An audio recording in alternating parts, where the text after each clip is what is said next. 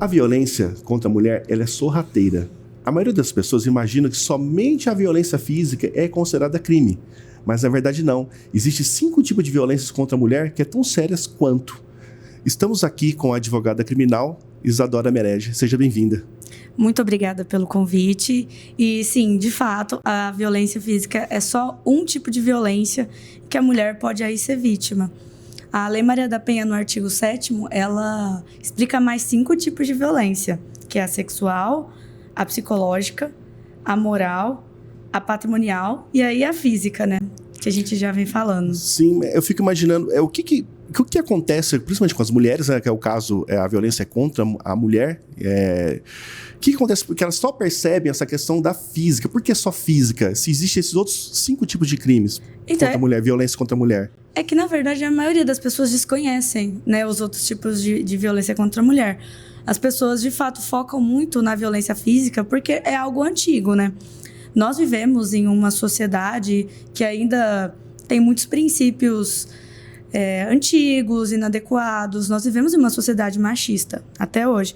Então, assim, a gente pega de exemplos passados mulheres que apanhavam de maridos. Hoje, essas mulheres sabem que isso é errado e que isso não deve acontecer. Então, como vem algo antigo, é uma violência... É crônico, pelo jeito, né? É crônico e é uma violência antiga. Então, as pessoas reconhecem isso por ser antiga. Mas, assim, todas as violências, e eu tô dando a minha opinião, tá? Não tá em Código Penal, não tá em lei nenhuma. Porque todas as violências têm o mesmo fim. Todas as violências contra a mulher têm o mesmo fim. Que é a violência psicológica.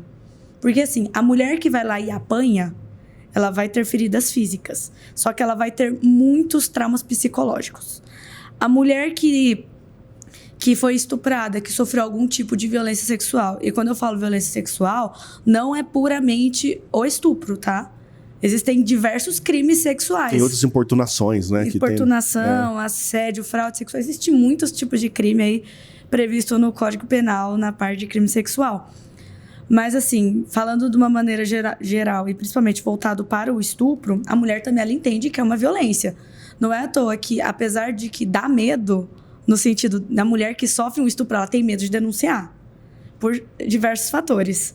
Desde que ela é desacreditada, até que tudo vire contra ela, até o estigma que ela vai acabar carregando aí, né, na sociedade.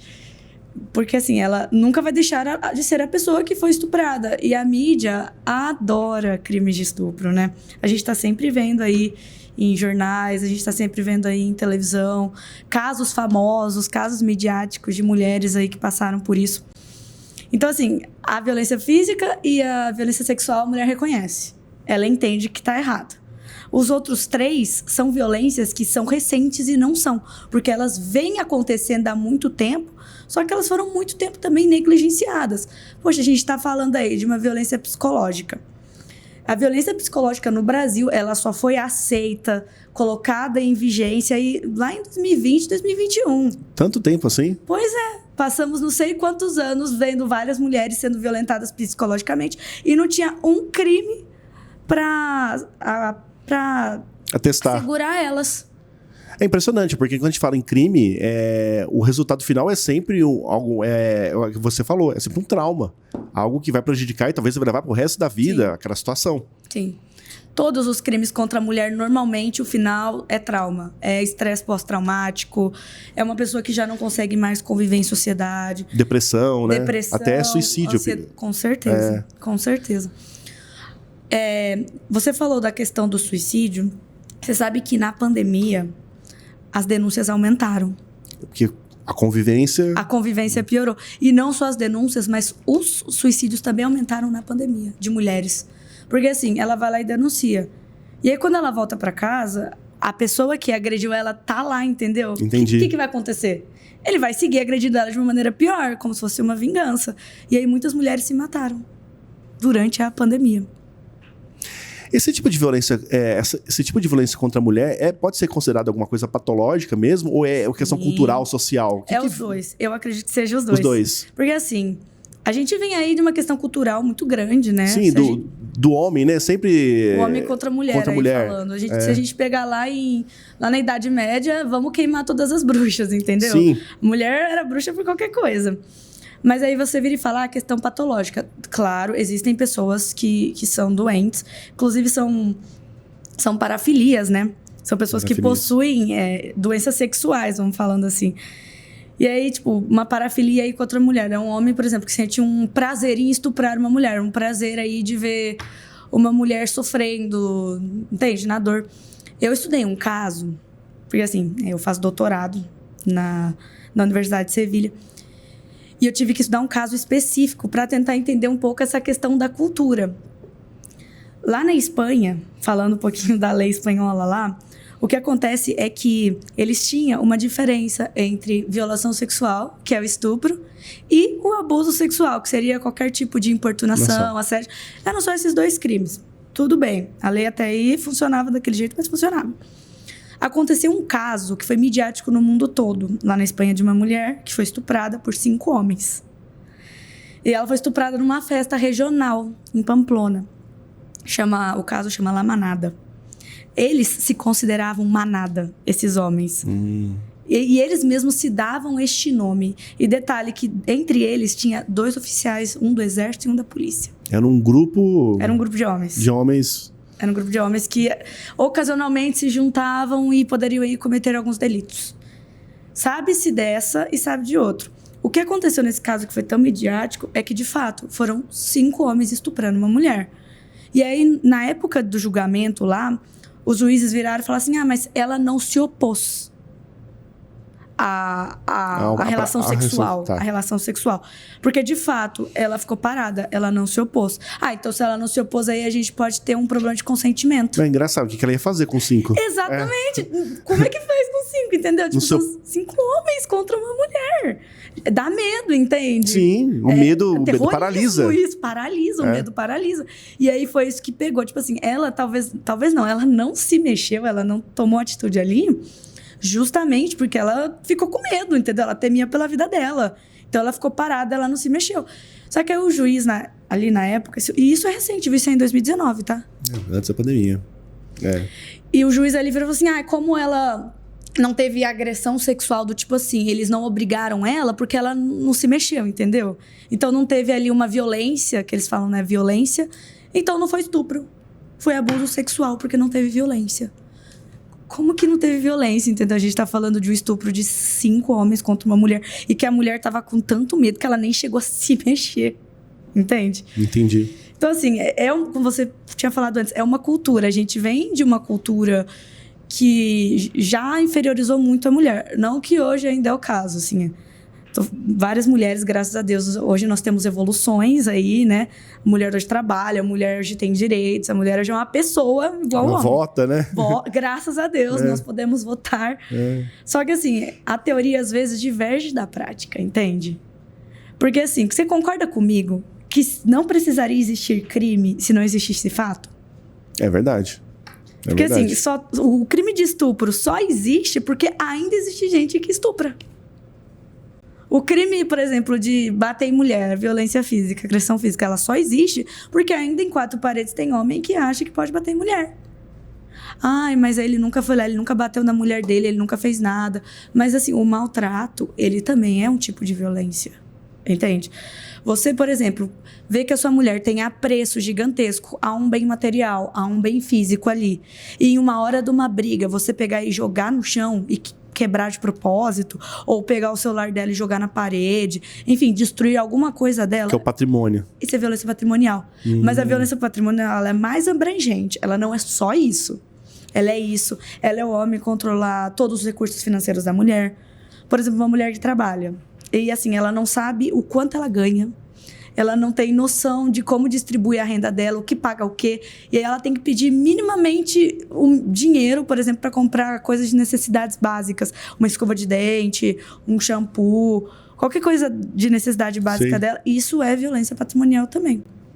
Do ponto de vista estatístico, como que estão? As coisas melhoraram ou pioraram? Ou estão cada vez mais graves, vamos dizer assim? Você está falando em Brasil ou estado de São Paulo?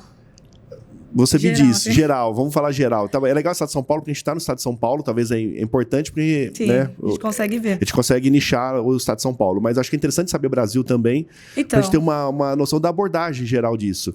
se a Lei Maria da Penha realmente ela veio e ela funciona, está funcionando, está protegendo as mulheres. Eu acho que é isso que as mulheres querem saber, né? Sim. Se elas têm esse respaldo mesmo da proteção. Tem e não tem. A gente está aí sofrendo diversas atualizações na Lei Maria da Penha. Inclusive, recentemente saiu auxílio a aluguel de mulheres vítimas de violência doméstica. Isso é incrível.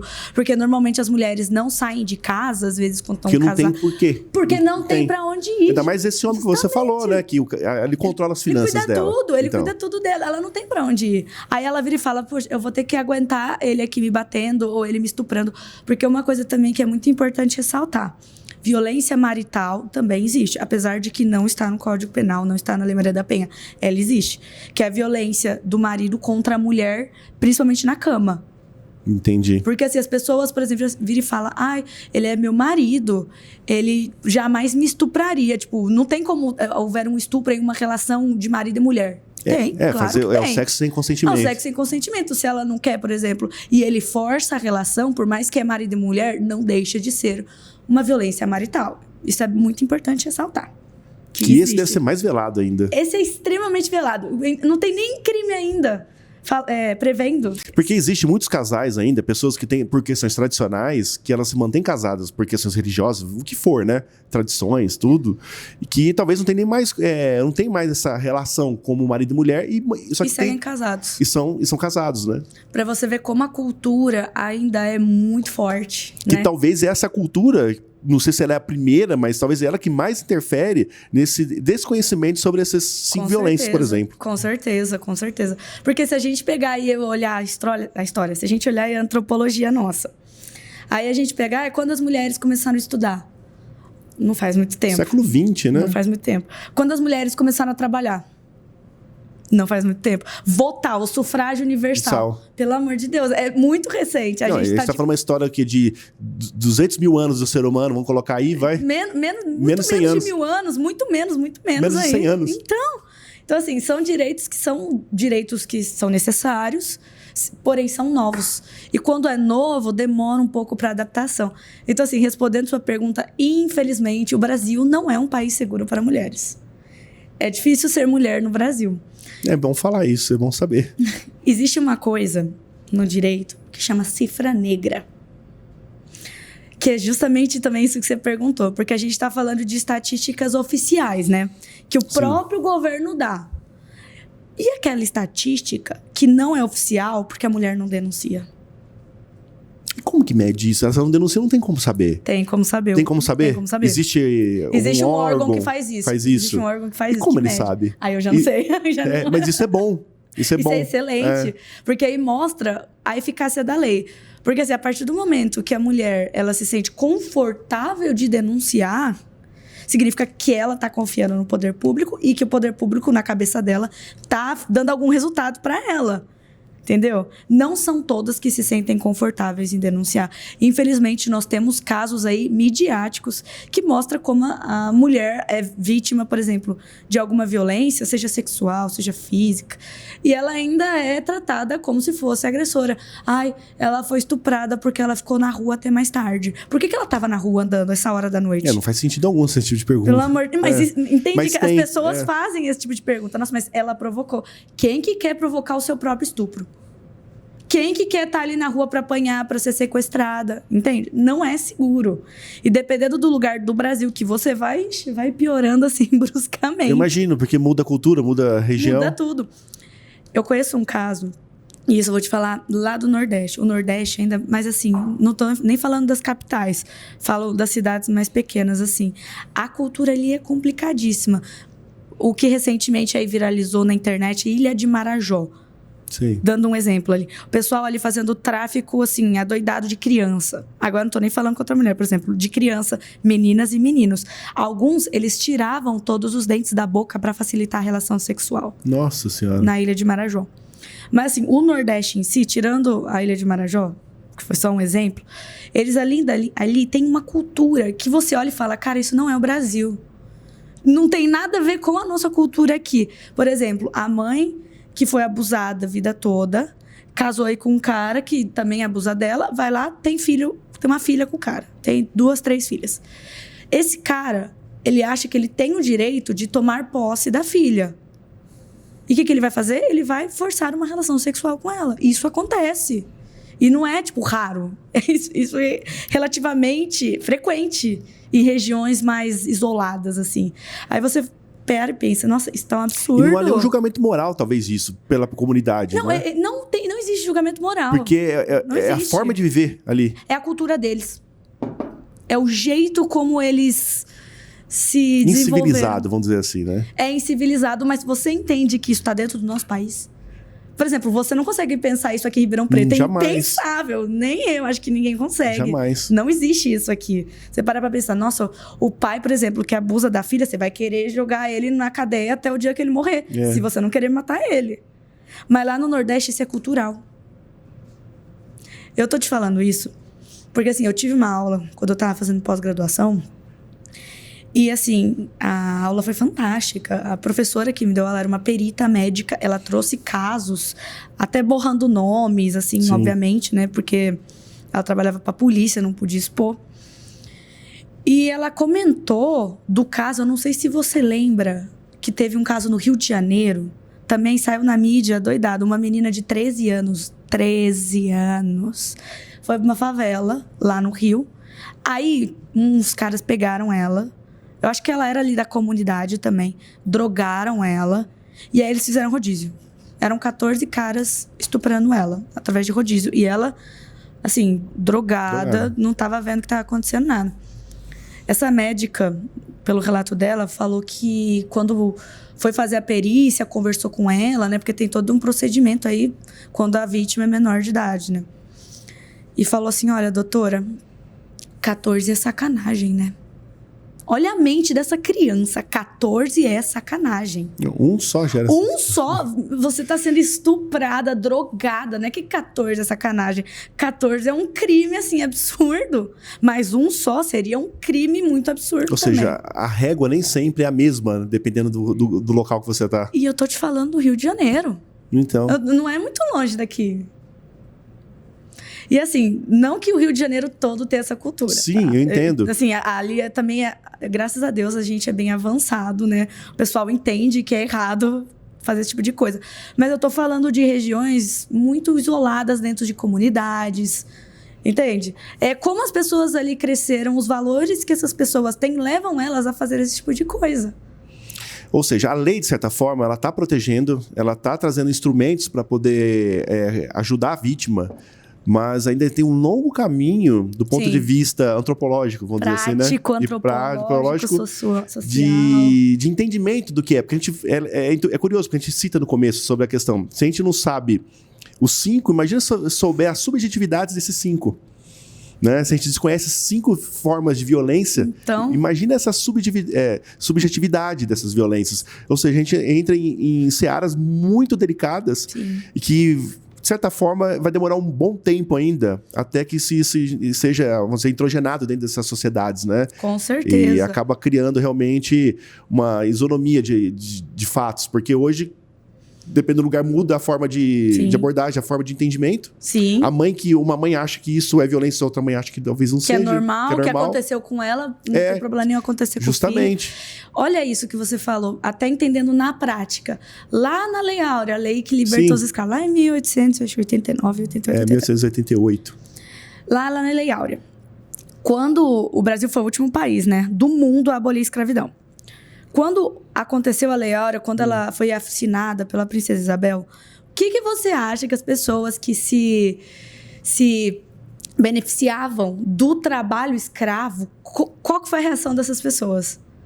Ali os latifundiários... Não, foi entrar em choque, eles não queriam isso. Eles não queriam, né? Eles só não queriam, mas assim, até eles começarem a entender que a pessoa negra, ela não é um objeto, ela é uma pessoa. Sim. Ela é dotada de direitos, dotada de sentimentos, dotada de experiências. Até hoje a gente ainda vê casos de racismo lá desde a Lei Áurea. Entende? Sim. Então você pode concluir que a Lei Áurea até hoje ainda não está fazendo 100% de efeito, entre aspas. Não 150 anos depois, praticamente. 150 anos depois. Não que ainda exista escravidão, não estou falando isso não.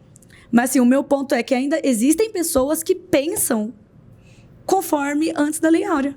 Porque senão, não existiria racismo, não existiria injúria racial, Não existiria pessoas aí perdendo oportunidades, pessoas aí sofrendo absurdos por serem negras, entende? Eu entendo. Então, esse é o exemplo de como uma lei demora para mudar uma sociedade. Porque ela vai passando de geração a geração aquela ideia. E aquela ideia ela é limitada no subconsciente das pessoas, né? Então, por isso que ela persiste e continua dentro da sociedade, né? Sim. Eu acho que é de geração em geração, entende? É. Tipo assim, até as pessoas entenderem que a lei, ela deve ser seguida, mas se ela tá ali para ser seguida, é porque ela é verdade. A lei não é uma verdade absoluta, a gente também não pode tratar assim. Só que assim, você é obrigado a seguir a lei. Sim. Te dou até um exemplo mais atual, por exemplo, a questão de LGBT. Certo. Ainda existem pessoas que morrem nas ruas por serem pessoas trans, pessoas LGBTs. A idade média no Brasil para ser uma pessoa trans aí é de 35 anos. Depois disso, você tá fora da probabilidade de viver. As pessoas morrem. A média de vida. As pessoas matam as pessoas trans nas ruas. Então, assim, a gente aí tá aí tendo leis contra a transfobia, leis contra a questão da LGBTfobia, porque precisa. E até hoje, tendo essas leis, acontece. Imagino. E acontece, infelizmente, em um grau alto. Então, você pensa o que as mulheres também não sofrem. Eu imagino que a moralidade do planeta ela não anda de acordo com as leis, né? Não anda. As leis sempre estão tentando frear, mas para ter uma mudança realmente de verdade, para que desapareça essa violência, vai depender de conscientização Sim. e de educação, vários fatores, né? Sim. E também tem que tomar muito cuidado com a lei. É que atualmente a gente tem aí dois lados aí, se a gente falar de leis dentro aí do Congresso, dentro do Senado. Porque tratar a lei como uma verdade absoluta, como eu tinha falado no anterior, também é errado. Não dá. Porque não tem como. A sociedade é dinâmica. E não só isso. O nazismo, lá na Alemanha, Sim. lá em 1920 até 1940, lá, matar judeus era lei. Aí você vira e fala, tudo que tá na lei é certo? Não, Não. Como você olha o Velho Testamento, apedrejar mulher. Apedrejar mulher também era lei. Então... A lei antiga, mosaica. Ó, a lei do... Não é tabelião? Me fugiu o nome lá, olho por olho, dente por dente. A lei de Talião. A lei de Talião, falei tabelião. A lei de Talião. Olho por olho, dente por... Não Sim. é assim. Não é, porque as culturas mudam. As culturas mudam. Graças a Deus. Graças a gente tá evoluindo, Tamo evoluindo. né? Nossa, que bom, fico mais tranquila. E falar sobre essa questão de todo esse aprendizado, tudo que você está trazendo para nós, conta um pouco sobre você. Como você foi para essa área? Porque é bem curioso as pessoas saberem também o que te levou para essa área. Né? Então, é uma área bem peculiar e, ao mesmo tempo, tão importante para a sociedade. Bom, antes de eu começar a fazer faculdade, eu adorava direito penal. Assim, eu passava horas e horas vendo o programa de investigação. Sim. Nossa, eu adorava. Antes dos podcasts aí, vamos falar assim, anteriores aí, Discover ID, eu passava o dia inteiro Sim. vendo crime, desvendar crime, a pessoa vai presa e tudo. Eu falei, bom, tô vendo que eu vou ter que fazer direito. Pra mim não existe outra opção. Aí eu fiz direito, aí na faculdade falei, eu acho que eu gosto de direito penal mesmo. Tipo assim, vendo o que é o direito penal, eu acho que eu realmente gosto. E aí, quando eu saí da faculdade, falei, vou fazer especialização. Eu sou especialista em ciências criminais pela USP. Legal. Na especialização, eu vi que essa questão de violência contra a mulher é algo muito real.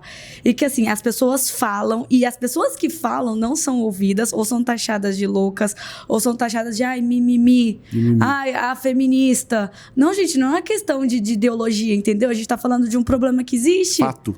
É um fato. A ONU trata a violência de gênero como uma epidemia mundial. É muito sério o que acontece. Não é assim o simples fato de você ser mulher. Ai, nossa, mas as mulheres têm tantos benefícios. Vai lá ser mulher, então. Vamos trocar aí por um dia. Vamos ver quem se sente mais seguro de passar numa rua à noite a pé. Nossa, mas o que você vai estar fazendo numa rua à noite a pé? Eu não posso? Não pode passar? Eu não posso passar numa Você tem que vir da faculdade para sua casa, por exemplo. Eu não posso sair de casa. Eu tenho que ficar trancada na minha casa para evitar problemas, entendeu? Sim. E aí eu fui vendo que isso é uma realidade. E não é só uma realidade para as pessoas que estão do meu lado. É uma realidade minha também. Eu sou mulher. Sim. Poderia ser eu. Não foi, mas poderia. A pessoa que foi estuprada ali e saiu na mídia, poderia ser eu. A mulher que foi morta falando de feminicídio, poderia ser eu. Morta porque é mulher, poderia ser eu. E aí eu falei, ok, gosto. Terminei minha especialização. Falei, quero seguir estudando. Tipo, pra mim é um prazer estudar isso. E aí eu comecei a fazer mestrado. Eu fiz mestrado na Universidade de Sevilha. E o meu tema, tipo, a minha tese foi violência de gênero em âmbito psicológico e uma comparação das leis entre Brasil e Espanha. E aí eu estudei principalmente a violência psicológica que se faz contra a mulher, que é uma violência, como eu te falei, nova. As pessoas não entendem, as pessoas não sabem. Você vem falar, mas aí a pessoa não aguenta nada, né? Ela tá sofrendo violência psicológica, ela fica triste por qualquer coisa. Não é por qualquer coisa.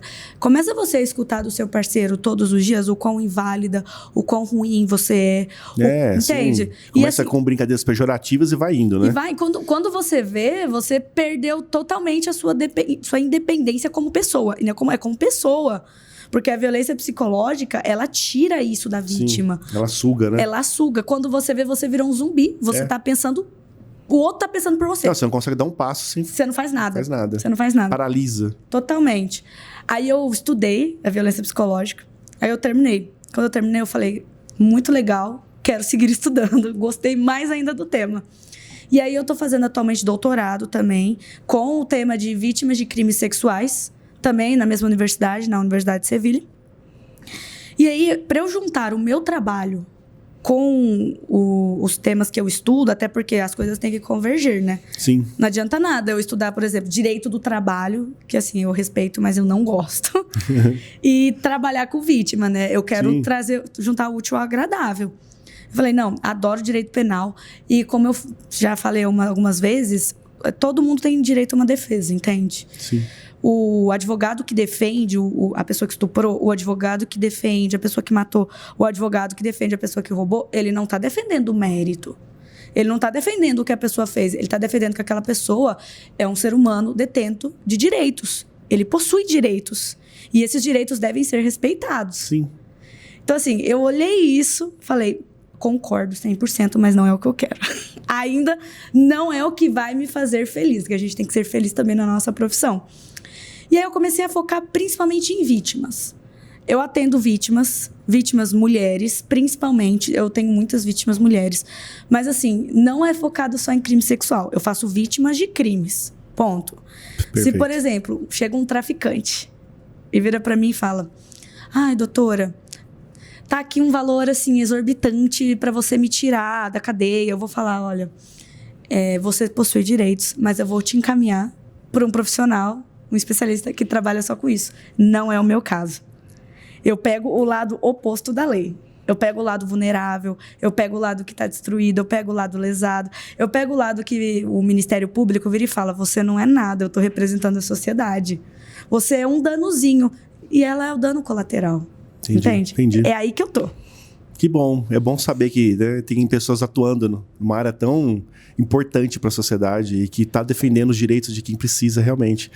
Para a gente finalizar, quer dar alguma dica para as mulheres ali na câmera para nós? Quer dar alguma dica para a gente finalizar? Pode dar uma dica sim. A violência de gênero, ela acontece principalmente dentro de casa quando você não está percebendo.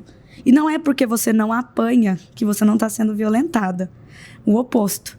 Você está sendo violentada de outras maneiras que podem te causar danos piores do que se você fosse abatida, se aí você estivessem batendo em você. Então, assim, a partir do momento que você perceber que tem algo de errado do jeito que ele te trata, tem algo de errado da maneira como ele faz as coisas com você, ou que você se sente presa a ele, perdendo até um pouco da sua personalidade, perdendo um pouco de quem você é, procure um advogado especialista na área, que ele vai conseguir te ajudar a sair do seu problema. É isso aí. Muito obrigado, doutora Isadora. Eu que agradeço o convite. Foi sensacional, tema muito importante, dicas valiosas aí para que a gente possa estar melhorando cada vez mais, né, a sociedade e dando mais compreensão.